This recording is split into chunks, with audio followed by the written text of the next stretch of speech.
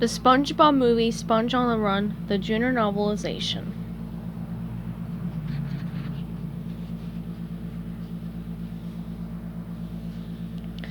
Chapter 12. Oh, Patrick! SpongeBob sobbed, still lying on the floor. If something were to happen to Gary, well, I don't know what I'd do. Hey, maybe he left a clue, Patrick suggested.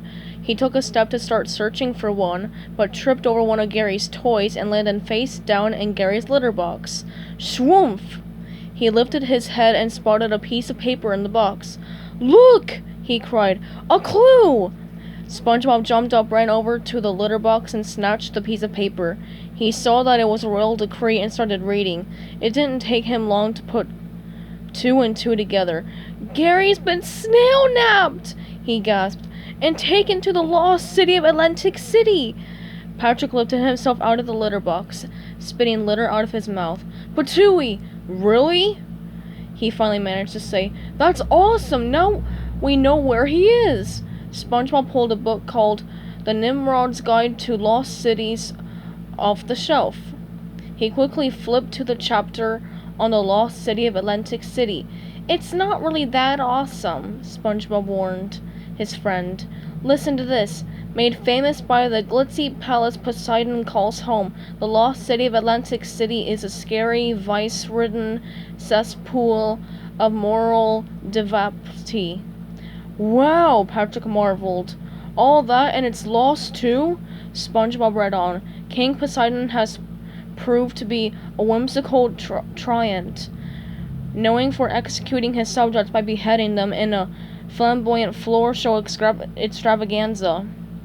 Our advice for those traveling here is don't.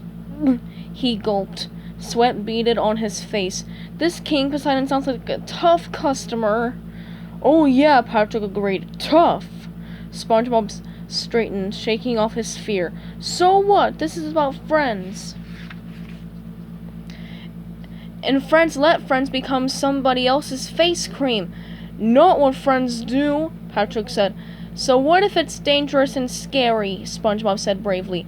So what? Patrick echoed.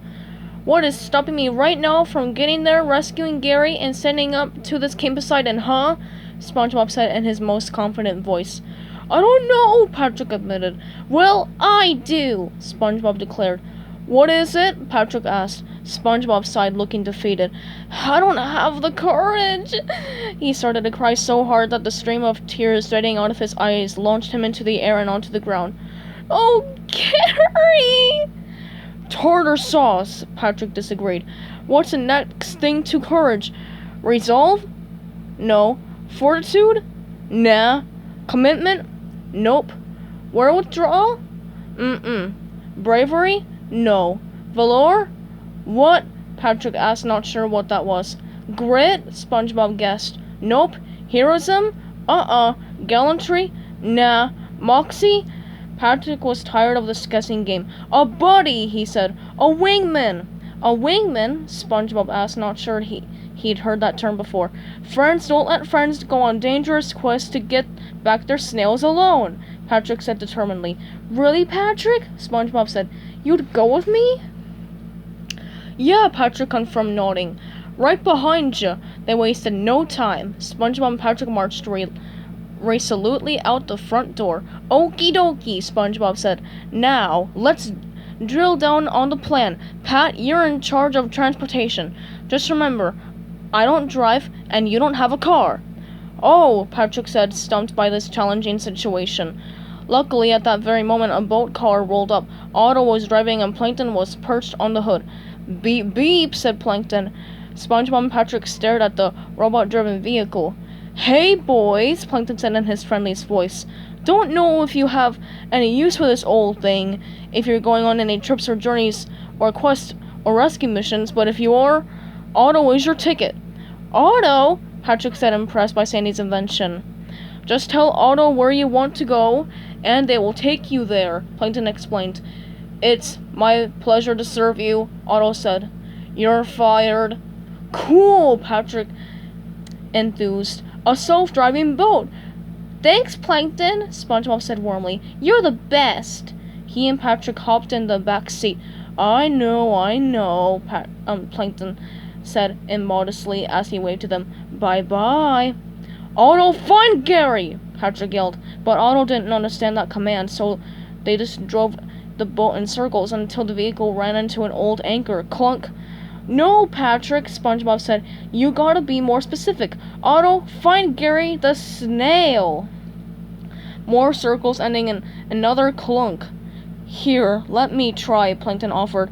Otto, take them to the lost city of Atlantic City and don't ever come back. When SpongeBob and Patrick looked confused by the last part, Plankton explained, Never hurts to exaggerate a little. It is my pleasure to serve you, Otto said in their robotic voice. The boat car shot off like a rocket. Vroom!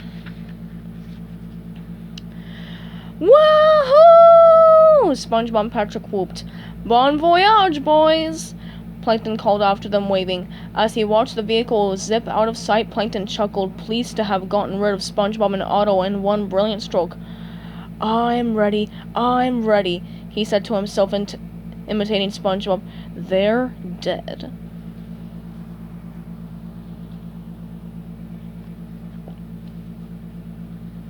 Stay tuned for Chapter 13, coming up soon.